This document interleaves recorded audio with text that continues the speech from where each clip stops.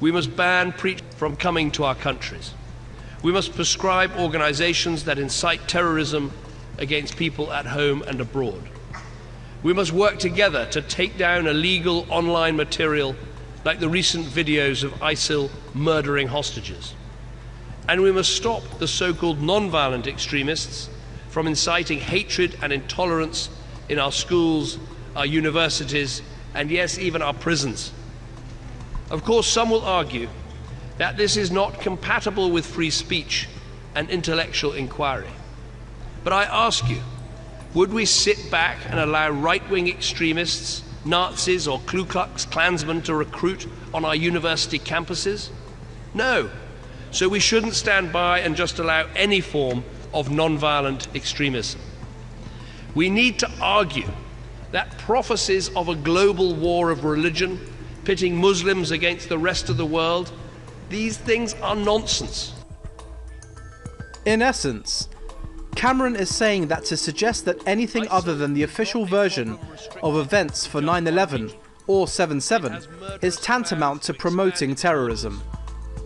He is also calling, in effect, for a clampdown on the free exchange of ideas and information that doesn't accord with the official narrative. Cameron is essentially calling for a clampdown on ideas and information that run counter to the fraudulent war on terror, for which he has campaigned so vigorously.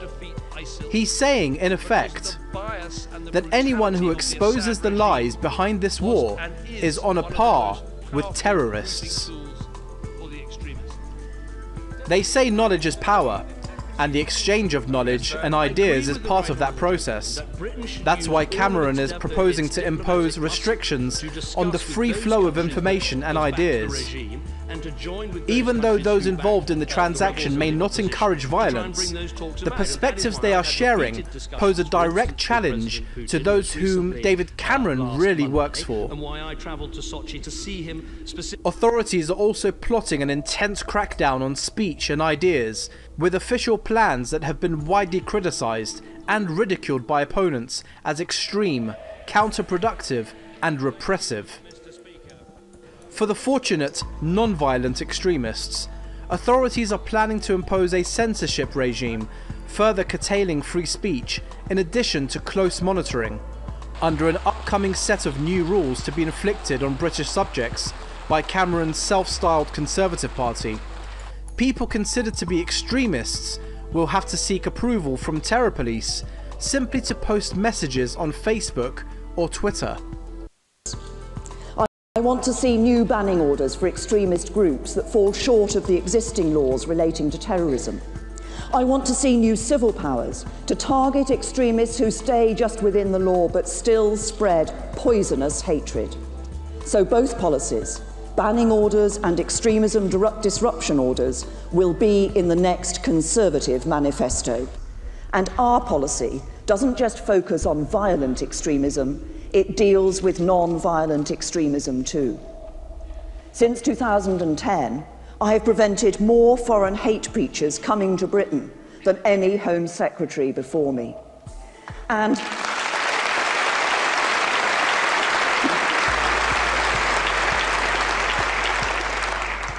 despite the European Court of Human Rights, I've kicked a few of them out of the country too.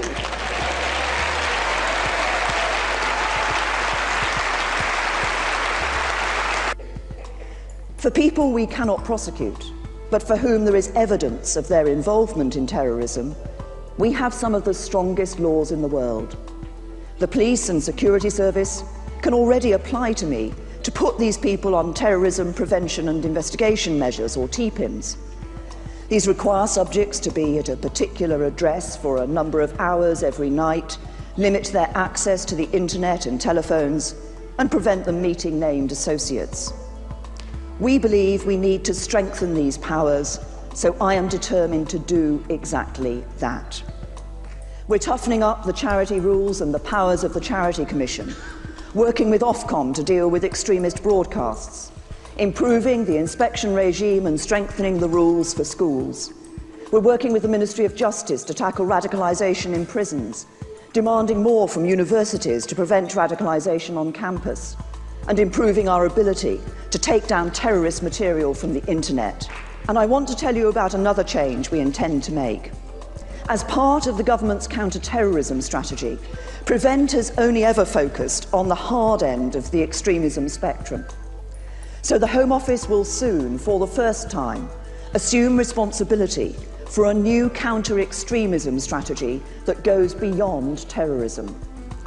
The strategy will be overseen and devised by the Home Office, but its implementation will be the responsibility of the whole of government, the rest of the public sector and civil society. It will aim to undermine and eliminate extremism in all its forms.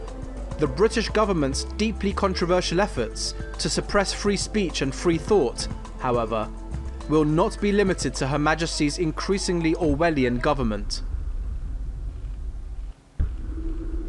New official guidelines impose strict controls on anyone from the armed forces making contact with journalists, even in a social setting. The rules state that when a member of the armed forces has any contact with a journalist, they must immediately notify press officers. This applies even if a member of armed forces staff meets a journalist socially or through their family. The rules don't just apply to journalists. They also apply if a soldier should accidentally come into contact with any individuals who are known to have close links with the media, such as academics, representatives of industry, and think tanks. Where unplanned contact is made between a member of the armed forces and a journalist, they are instructed to immediately notify media staff and provide a written account of the contact. The document also states, these rules still apply if individuals encounter journalists or other members of the news media in a social setting, whether work-related or not. Third-party individuals with known links to the media, such as commentators, academics, representatives of industry, think tanks or lobby groups, or former serving personnel with a media profile. The rules also state that any member of the armed forces wishing to communicate on social media on a non-contentious defence issue must apply for authorisation to do so. Failure to comply with the new rules will lead to disciplinary action.